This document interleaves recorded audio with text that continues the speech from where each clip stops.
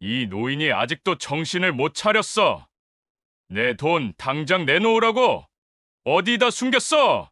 방문이 부서져라 열리는 소리와 함께 남편 최민호가 짐승처럼 으르렁거렸습니다. 남편은 올해 67으로 혈압약을 달고 사는 사람이었지만 술만 들어가면 제 성질을 이기지 못하고 이렇게 난폭해졌습니다. 여보, 제발, 왜 또 그러세요? 어제 약주하셨으면 좀 주무세요.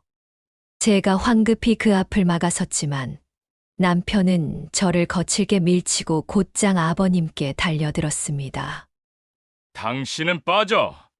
이 노인 때문에 내 인생이 통째로 망가졌다고.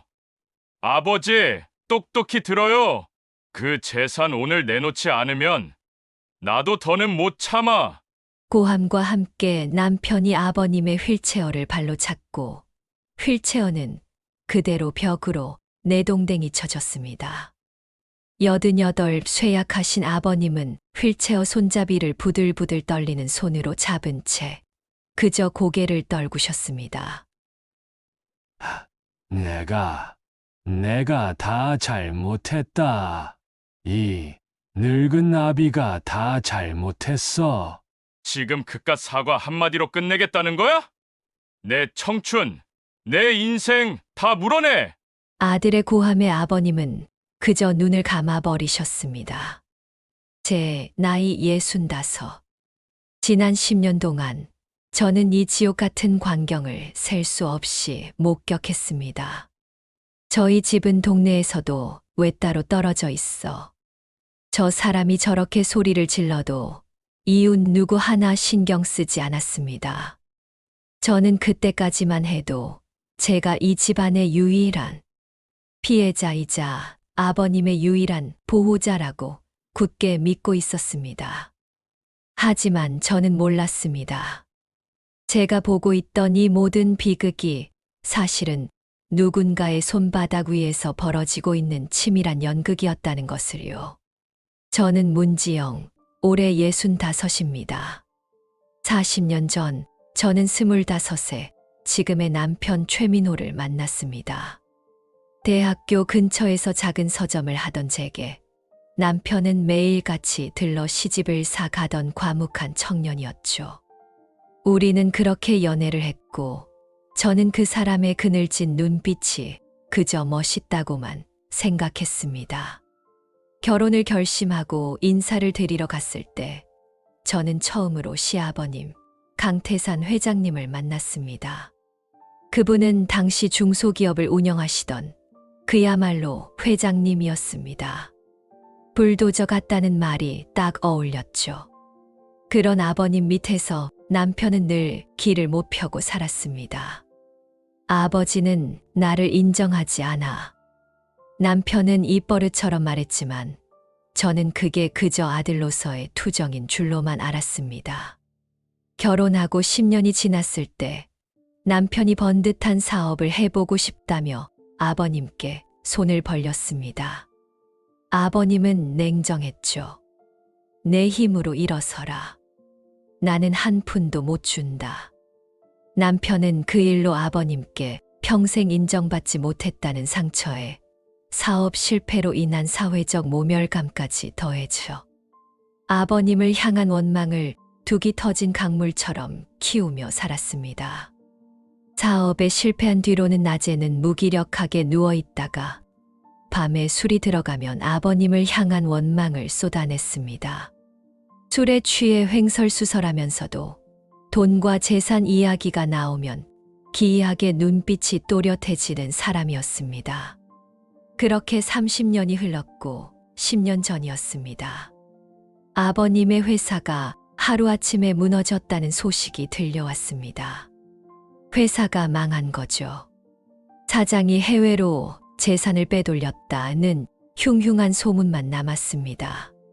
그 큰 충격이었는지 아버님은 뇌졸중으로 쓰러지셨습니다. 결국 아버님은 휠체어를 타고 단출한 집 몇 개와 함께 저희 집으로 들어오셨습니다. 며느라, 민호야, 이 아비가 면목이 없다. 그것이 저희 집에 오신 첫날 아버님이 하신 유일한 말씀이었습니다. 하지만 남편 최민호는 달랐습니다. 죄약해진 아버님을 보고도 동정하기는커녕 불같이 화를 냈습니다. 면목이 없어. 지금 그 말로 끝내겠다는 거야. 당신 때문에 내 인생이 통째로 꼬였는데. 그 많던 재산 다 어디다 빼돌렸어. 당장 내놔. 남편은 해외 자산 소문을 철석같이 믿고 아버님이 재산을 숨긴 채 일부러 망한 척, 아픈 척을 한다고 믿었습니다. 그날부터였습니다. 남편의 폭언과 학대가 시작된 것은 처음 몇 년은 정말 지옥 같았습니다. 아버님의 뇌졸중 후유증은 진짜였고 한쪽 다리가 마비되어 거동이 많이 불편하셨습니다. 처음에는 도우미 아주머니의 도움을 받았지만 어느 날 남편이 술에 취해 들어와서는 우리 집에 돈이 어디 있다고 사람을 들여 당신이 해 라며 그분을 쫓아내 버렸습니다. 그날 이후로 10년간 아버님의 병수발은 온전히 제 몫이 되었습니다. 제가 몇 번이고 이렇게 두시면 안 된다. 큰 병원 가서 제대로 검사받아 봐야 한다고 했지만 남편은 우리 집안 망신시킬 일 있냐. 병원비가 무섭지도 않아. 라며 불같이 화를 내며 막아섰습니다. 설상가상으로 아버님 본인조차 병원 가면 더 힘들다. 이젠 다 늙어서 소용없다며 병원 가기를 스스로 거부하셨습니다.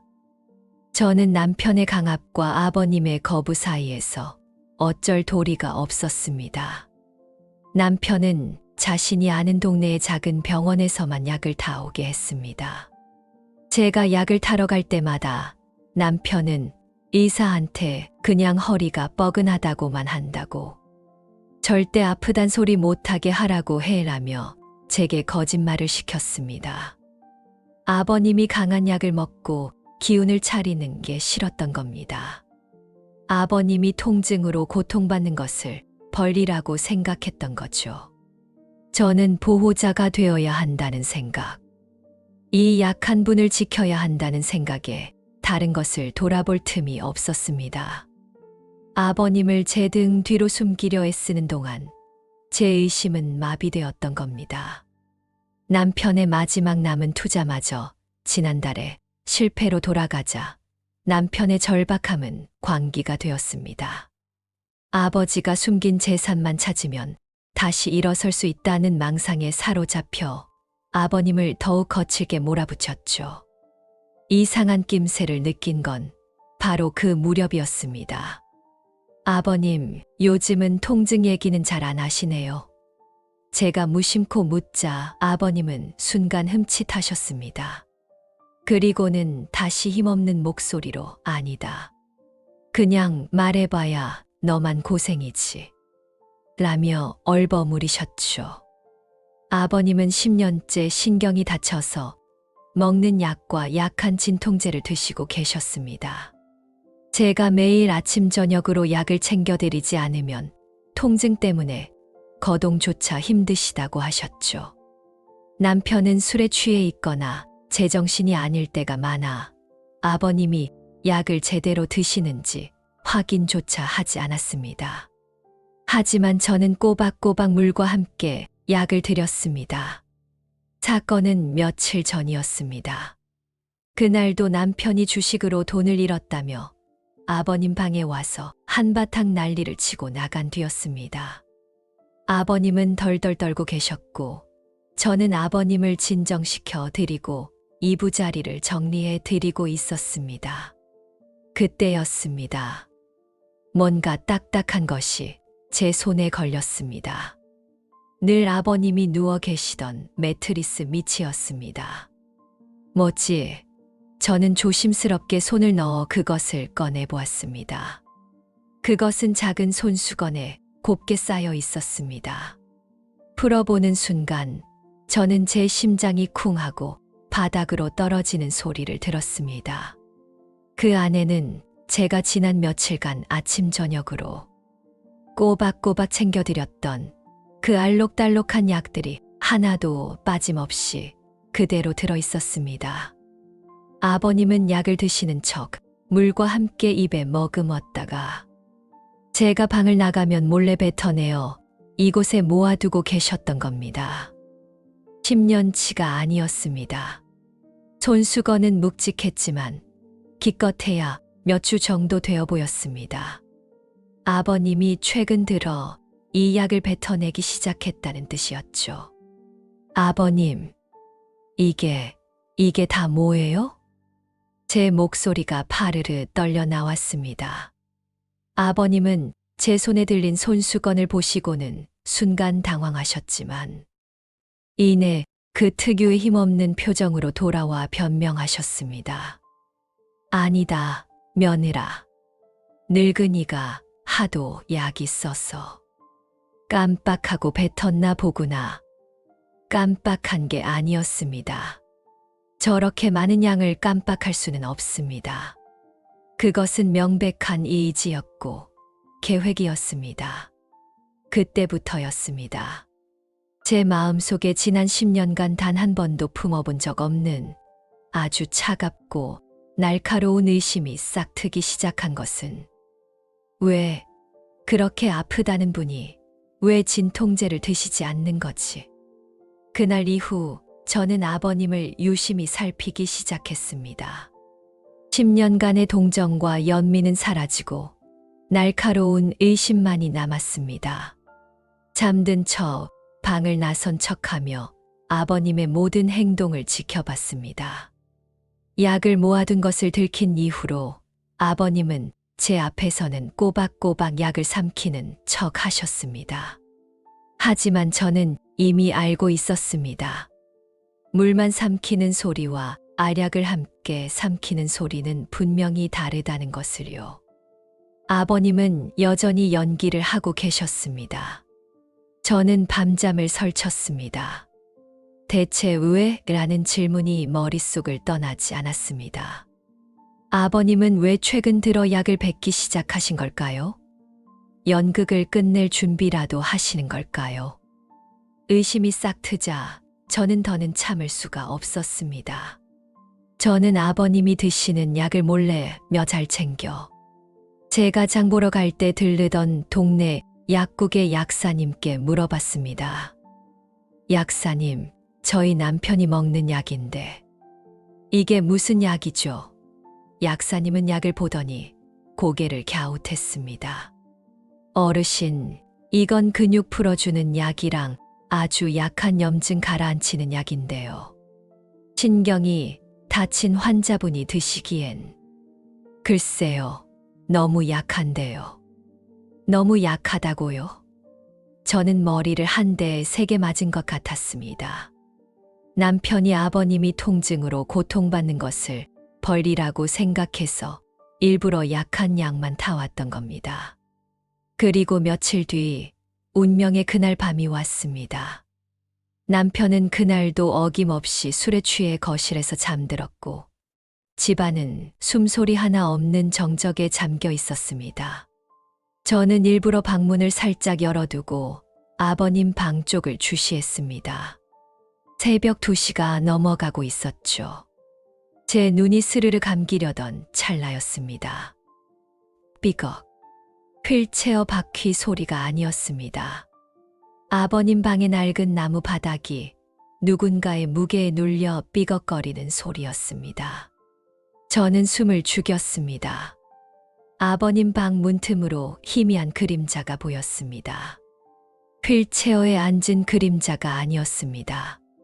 분명히 2발로 서 있는 사람의 그림자였습니다. 잠시 후 아버님 방 문이 소리 없이 살짝 열렸습니다.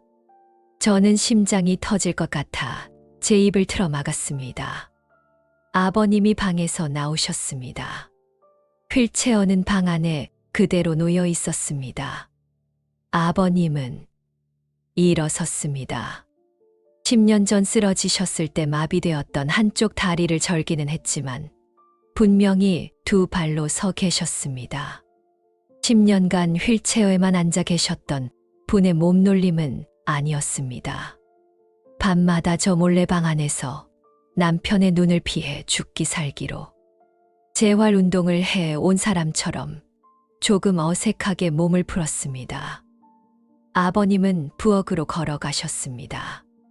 휠체어를 탈 때는 그토록 제게 부탁하며 꺼내달라고 하셨던 찬장 맨 위 칸을 향해 팔을 뻗었습니다. 까치발을 하고 벽을 짚으며 조금 휘청거렸지만 결국 그분은 찬장 문을 열고 그 안에 숨겨두었던 달콤한 군것질, 즉 단과자 봉지를 꺼내 드시기 시작했습니다. 그 모습이 어찌나 낯선지 저는 제 눈앞에 벌어지는 광경을 도저히 믿을 수가 없었습니다. 피가 거꾸로 솟았습니다. 배신감에 온몸이 떨렸습니다. 40년의 세월이 아버님을 감싸며 남편과 싸우고 홀로 눈물 삼켰던 제 모든 인내의 시간들이 한순간에 부정당하는 기분이었습니다. 저건 쇠약한 피해자가 아니었습니다. 저건 제 동정을 발판 삼아 10년을 굴림해 온 완벽한 연기자였습니다. 대체 왜, 무엇 때문에 저런 짓을 하신 걸까요? 10년 동안 저 끔찍한 학대를 다 받아내면서까지 그 순간 남편이 매일같이 아버님께 퍼부었던 말이 섬광처럼 스쳐 지나갔습니다. 그 많던 재산 다 어디다 빼돌리고. 그렇습니다. 남편의 그 말이 사실이었던 겁니다. 아버님은 재산을 지키기 위해 혹은 다른 목적을 위해 아들의 폭력까지 유도하며 불쌍한 피해자 연기를 하고 계셨던 겁니다. 아들이 자신을 학대할수록 자신은 더 불쌍한 피해자가 되고 어쩌면 저를 완벽한 내 편, 즉 믿음직한 며느리로 만들어 모든 재산을 물려주려는 속셈이었을지도 모릅니다. 저를 시험하고 있었던 걸까요? 저는 그 자리에 얼어붙어 아버님이 다시 방으로 돌아가 눕는 것을 전부 지켜봤습니다. 그리고 제 방으로 돌아와 밤새 한숨도 자지 못했습니다. 배신감에 몸이 떨렸습니다. 하지만 어떻게 해야 할지 몰랐습니다. 10년입니다. 10년을 속았습니다. 그날 하루 종일 저는 아버님의 얼굴을 제대로 볼 수 없었습니다. 아버님은 여느 때와 다름없이 며느라 허리가 아프다며 제게 약을 달라고 하셨습니다. 그 뻔뻔한 연기를 보며 제 마음속에서 한 가지 결심이 저절로 굳어졌습니다. 남편도 짐승이지만 아들의 폭력마저 자신의 연극 소품으로 이용해 목적을 이루려는 아버님은 악마였습니다. 저는 남편과 아버님, 두 남자에게 동시에 철저히 배신당한 겁니다. 이 지옥 같은 연극을 끝내야 했습니다. 하지만 그냥 끝내서는 안 됩니다. 40년간 저를 기만하고 이용한 두 사람에게 제가 받은 고통을, 이 농락당한 기분을 고스란히 돌려줘야 했습니다. 다음 날 아침 남편은 밤새 술을 마셨는지 아니면 주식으로 또 돈을 잃었는지 아침부터 잔뜩 날이 서 있었습니다. 거실에서 해장국을 찾으며 제게 짜증을 내고 있을 때였습니다. 저는 남편이 가장 제정신이 아닐, 하지만 가장 귀가 열려 있을 그 순간을 기다렸습니다. 그리고 남편의 눈을 똑바로 쳐다보며 아주 나지막하고 차분한 목소리로 말했습니다. 여보, 당신 아버지 말이에요. 어젯밤에 걸으시더라고요. 부엌 찬장 위에 있던 그 달콤한 군것질거리 직접 꺼내 드시던데요. 제 말에 남편의 얼굴에서 핏기가 가시는 것을 똑똑히 봤습니다. 남편의 눈빛이 무슨 헛소리야라는 의심에서 감히 나를 속여 가는 분노로 바뀌는 데는 1초도 걸리지 않았습니다. 남편의 멍한 표정은 순식간에 끓어오르는 용암처럼 변했습니다. 뭐라고? 그 노인이. 감히 남편은 제 대답을 들을 생각도 없었습니다. 그 사람의 눈은 이미 아버님 방 쪽으로 향해 있었으니까요. 남편은 벽에 기대어 있던 먼지 쌓인 골프채 하나를 집어들었습니다. 아마 저희가 이 집으로 이사 올 때 가져왔던 단 한 번도 쓰지 않은 물건이었죠. 당신까지 날 속였어. 전부 다 40년 동안 이 집안 전부가 날 등신으로 만들었어. 여보, 진정해요. 저는 남편을 말리는 척 했습니다. 하지만 제 목소리에는 절박함 대신 차갑고 날카로운 기운이 섞여 있었을 겁니다. 하지만 남편은 제 목소리 따위는 들리지 않았습니다. 남편은 평소에도 혈압약을 달고 살 만큼 성질을 못 이기는 사람이었습니다.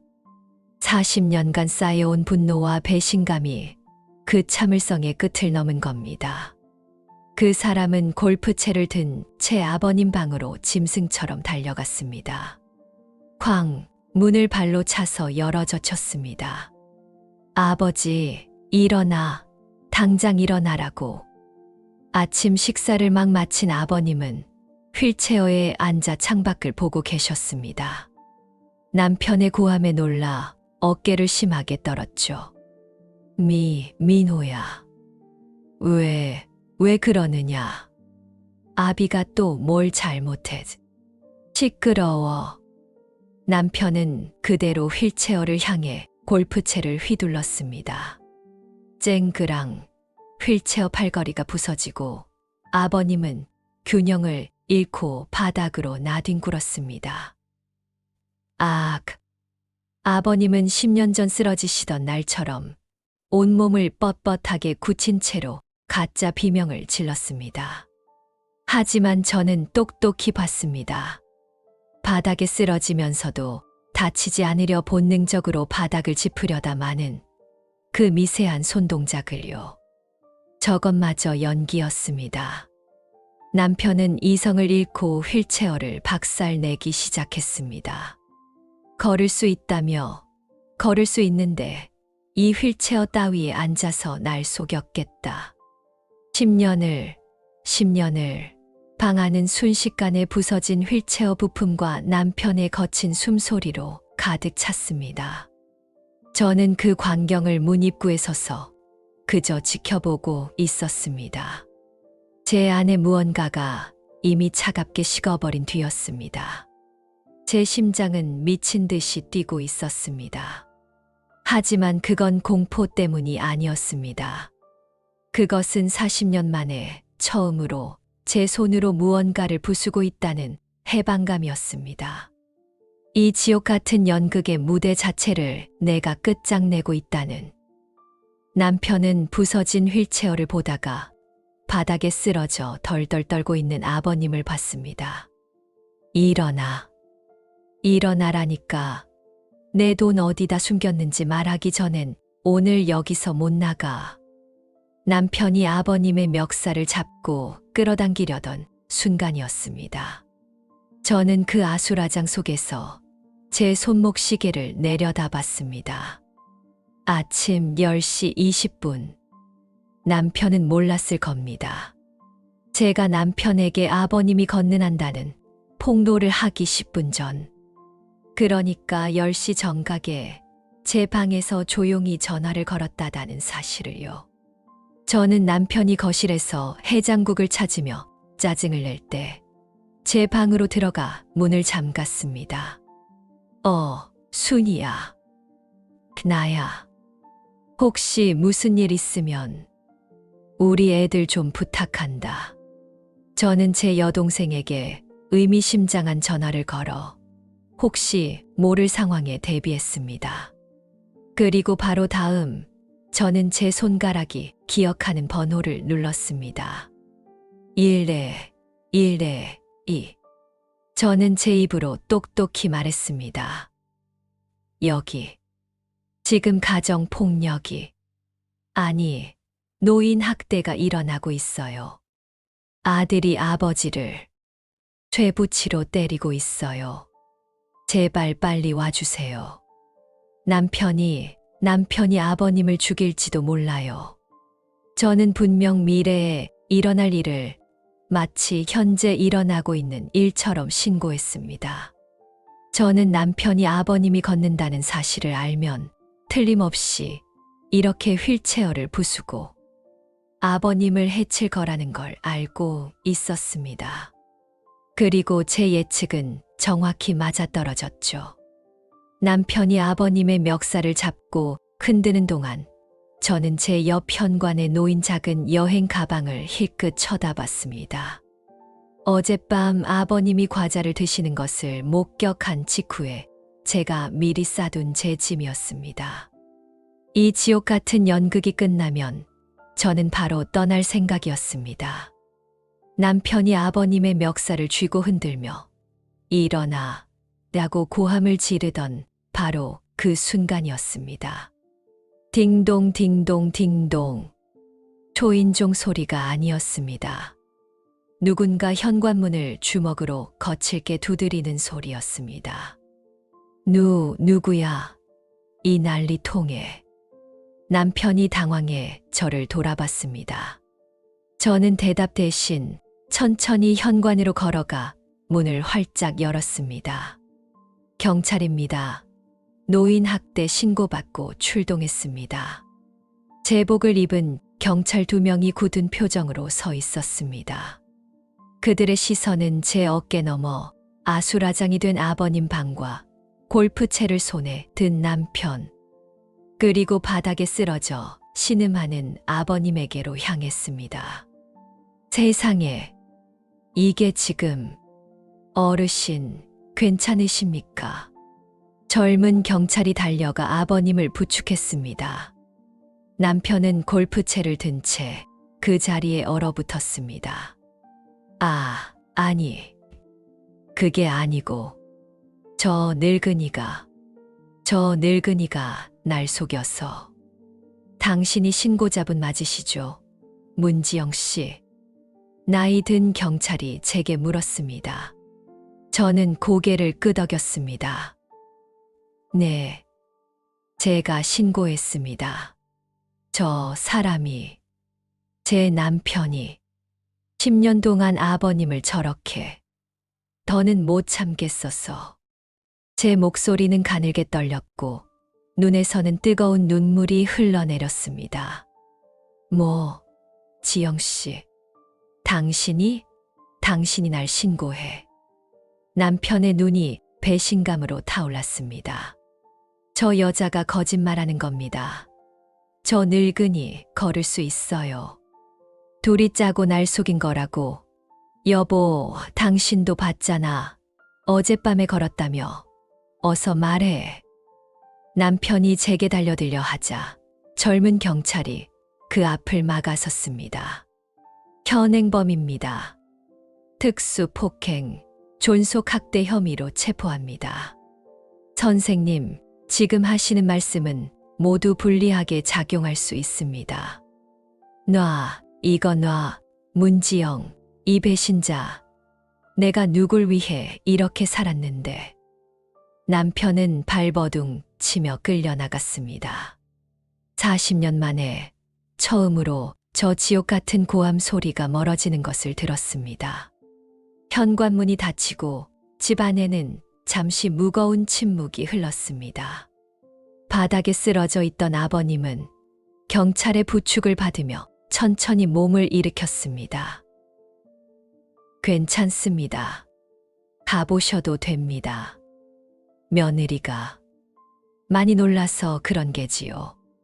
경찰들은 어리둥절한 표정이었지만 피해자 본인이 괜찮다고 하고 가해자는 연행되었으니 어쩔 수 없다는 듯 제게 몇 가지를 더 묻고는 돌아갔습니다. 드디어 집안에는 저와 아버님 단둘만 남았습니다. 저는 부서진 휠체어 조각들을 바라보며 아버님을 향해 입을 열었습니다. 아버님, 이제 일어나시죠. 제 말에 아버님은 바닥에 주저앉은 채로 저를 가만히 올려다보셨습니다. 그 10년간 봐왔던 힘없고 쇠약한 눈빛이 아니었습니다. 깊고 지치고 모든 것을 체념한 듯한 눈이었습니다. 아버님은 긴 한숨을 내쉬었습니다. 그리고는 10년 만에 제 앞에서 천천히 두 발로 일어섰습니다.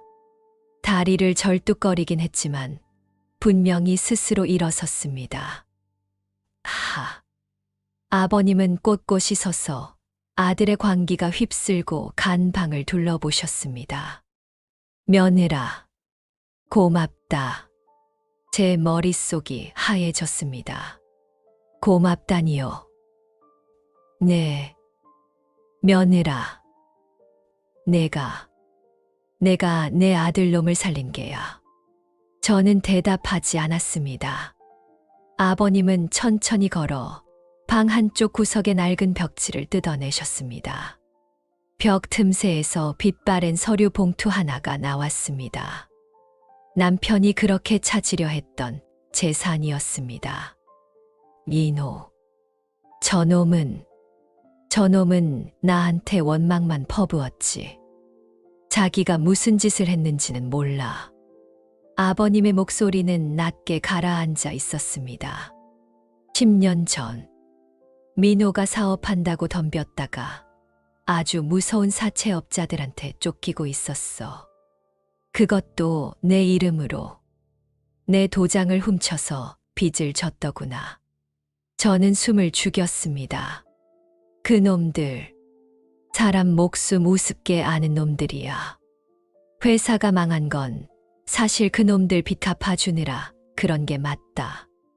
하지만 다 못 갚았지. 그놈들이 나랑 민호를 죽이겠다고 찾아왔었어. 아버님은 그래서 죽은 사람이 되기로 결심했던 겁니다. 10년 전 뇌졸중으로 쓰러진 것은 진짜였습니다. 그 후유증으로 8년 넘게 정말 거동이 불편하셨던 겁니다. 그런데 민호 저놈은 그 와중에도 내게 숨긴 재산이 있을까봐 그걸 뺏어서 그 사채 빚을 막아볼 생각에 절이 날뛰었던 게야. 아비가 왜 저러고 있는지 근본은 생각도 안 하고. 아버님은 저를 바라보셨습니다. 지난 2년 동안 내 몸이 조금씩 나아지는 걸 느꼈다. 하지만 그놈들이 아직 민호를 찾고 있었어. 내가 다시 일어서는 날엔 민호가 위험해지는 거였다. 그래서 계속 아픈 척을 할 수밖에 없었다. 며느라, 나는 민호가 저 사채업자들 손에 죽는 것보다 차라리 내 손에 감옥에 가는 게 낫다고 생각했다.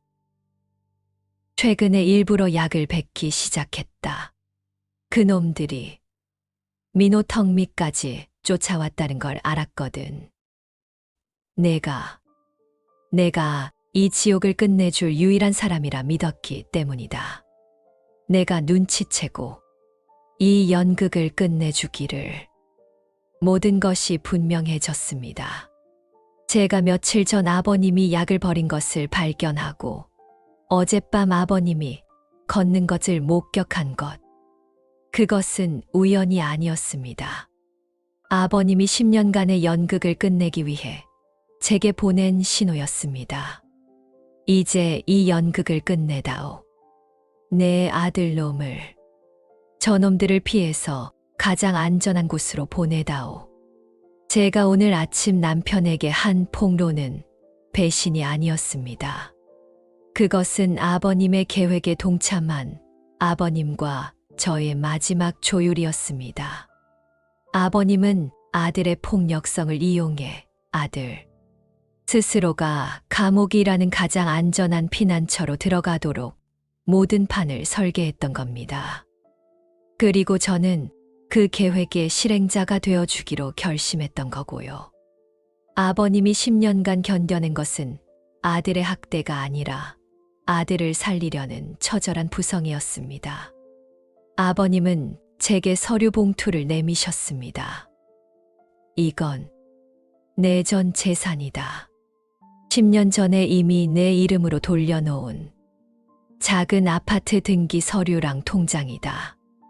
민호가 알면 당장 뺏어갈까 봐 숨겨뒀지. 그것은 유언장이 아니었습니다. 그것은 제게 주는 보상이자 새로운 삶의 증표였습니다. 민호 놈. 감옥에서 몇 년 살다 나오면 그때 내가 사람이 되도록 이끌어주든 아니면 내 인생을 찾아 떠나든 그건 내가 결정하거라. 나는 이제 내 갈 길을 가야겠다. 아버님은 제 손에 봉투를 쥐어주시고는 부서진 휠체어 옆을 지나 방을 걸어 나가셨습니다. 10년 만에 되찾은 그분의 두 발은 그러나 조금도 기뻐 보이지 않았습니다. 아버님은 제 손에 모든 것을 넘기고 10년간 닫혀있던 방문을 스스로 열고 나가셨습니다. 저는 그분이 현관문을 열고 나가는 소리를 들었습니다. 40년 만에 처음으로 이 집은 숨막히는 정적에 잠겼습니다. 남편의 고함 소리도 아버님의 신음 소리도 제 한숨 소리도 없는 완벽한 고요함. 저는 부서진 휠체어 조각들이 흩어진 방 한가운데 서 있었습니다. 제 손에는 10년의 세월이 담긴 묵직한 서류 봉투가 들려 있었죠. 제 등 뒤에는 이 집을 떠나기 위해 어젯밤에 미리 싸두었던 제 작은 여행 가방이 놓여 있었습니다. 제 인생은 언제나 남편과 아버님, 두 남자의 그림자에 가려져 있었습니다.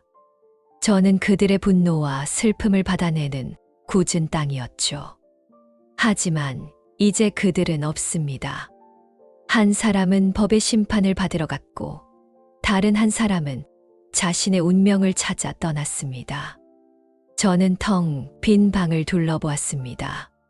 지난 40년간의 제 인내가 깃든 이 집. 하지만 저에게는 미련 한 조각도 남아있지 않았습니다. 저는 더 이상 이 지옥 같은 연극의 관객도, 조연도, 심지어 주연도 하고 싶지 않았습니다. 그냥 이 무대에서 내려오고 싶었습니다. 저는 제 방으로 들어가 여행 가방을 들고 나왔습니다. 그리고 서류 봉투를 가방 깊숙이 넣었습니다. 현관문을 열고 나오는데 단 한 번도 뒤돌아보지 않았습니다. 남편이 부순 휠체어의 잔해도 40년의 세월이 담긴 살림살이도 그 어떤 것도 저를 붙잡지 못했습니다. 현관문을 닫는 순간 40년 묵은 집의 냄새가 저를 붙잡지 못했습니다. 저는 그 길로 은행에 가 아버님이 주신 통장을 확인했습니다. 그리고 제 이름으로 된 작은 아파트의 등기 서류를 품에 안고 그날 바로 값싼 여관방을 잡았습니다. 40년 만에 처음으로 남편의 술 냄새도 아버님의 신음소리도 없는 오롯이 저만의 공간이었습니다. 저는 그날 울지 않았습니다. 그저 숨을 깊게 내쉬었습니다. 그날 아침 문지영이라는 며느리와 아내는 죽었습니다. 그리고 65의 문지영이라는 한 사람이 처음으로 세상에 태어났습니다. 그로부터 3년이라는 시간이 흘렀습니다. 제 인생은 참 많이 달라졌습니다. 아버님이 제게 남겨주신 그 봉투 안에는 말씀대로 서울 변두리의 작은 아파트 등기 서류와 10년간 숨겨오신 통장이 들어 있었습니다.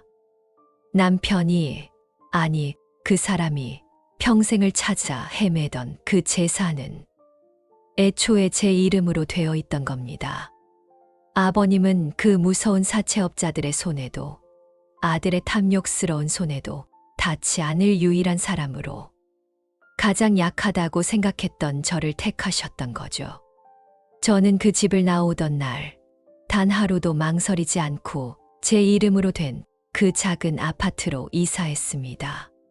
40년 묵은 짐은 그 여행 가방 하나가 전부였습니다. 이상하게도 마음이 깃털처럼 가볍더군요. 남편 소식은 2년 뒤에 들었습니다. 아버님이 선처를 호소하는 탄원서를 넣어주신 덕분에 모범수로 감형을 받아 조금 일찍 나오게 되었다고요. 저는 그날 교도소 문 앞에 서 있었습니다. 남편을 용서하러 간 것이 아니었습니다. 제 자신의 40년 세월과 마지막 매듭을 지으러 간 거였죠.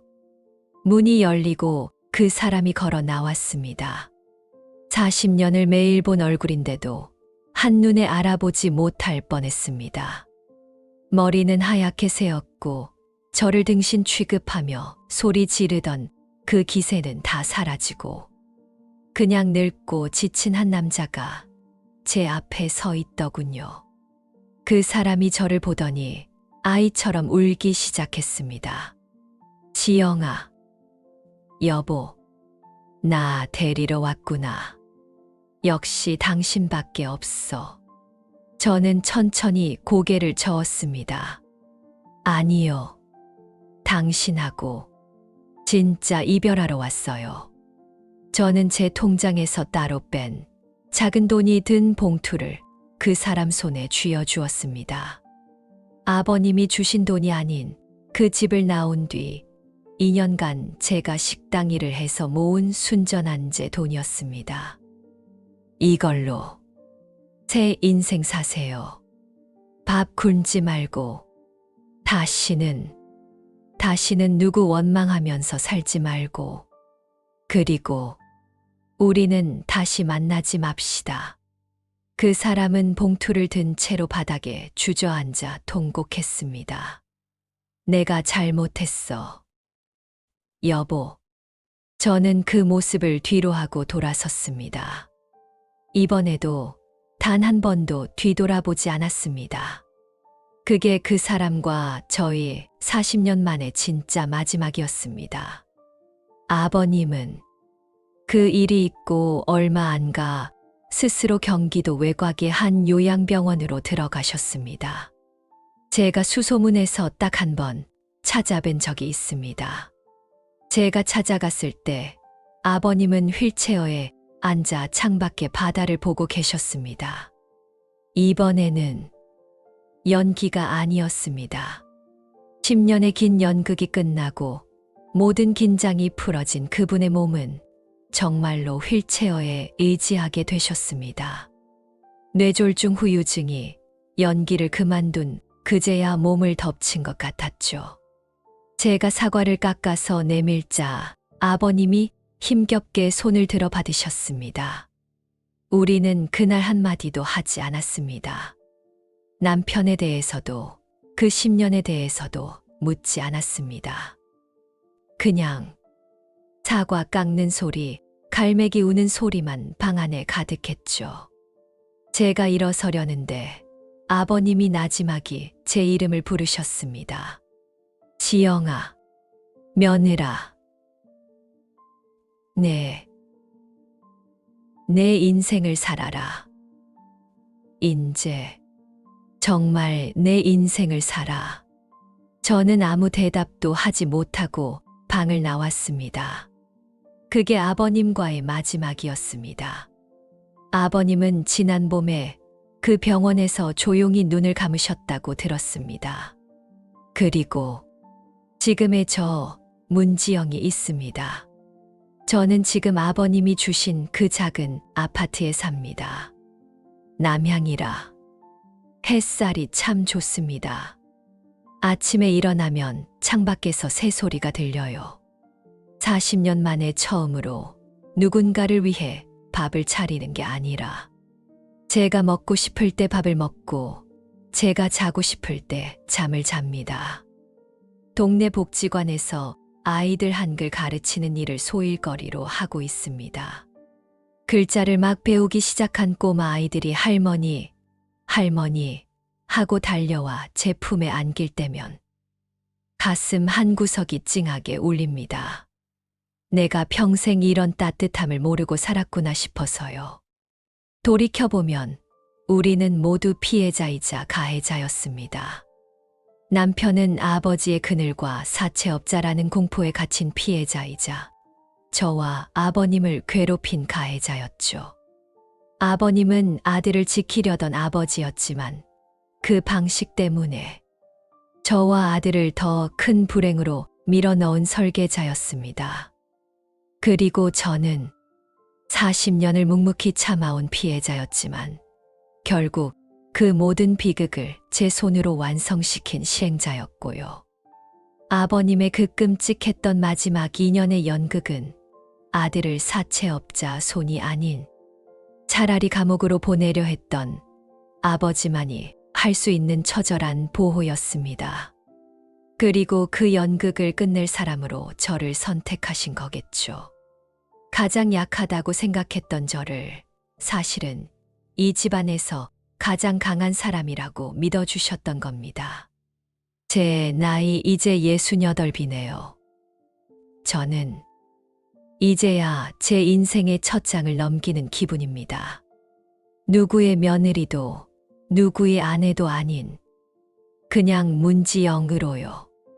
비록 늦었지만 저에게도 따뜻한 봄날은 오고 있나 봅니다. 오래오래, 아주 오랫동안 저는 행복할 겁니다. 모든 인생에는 누구도 예상치 못한 반전이 숨어 있기 마련입니다. 여러분의 인생 속 결정적인 순간은 언제였나요? 인생집의 다음 이야기를 구독과 좋아요로 함께 열어주세요.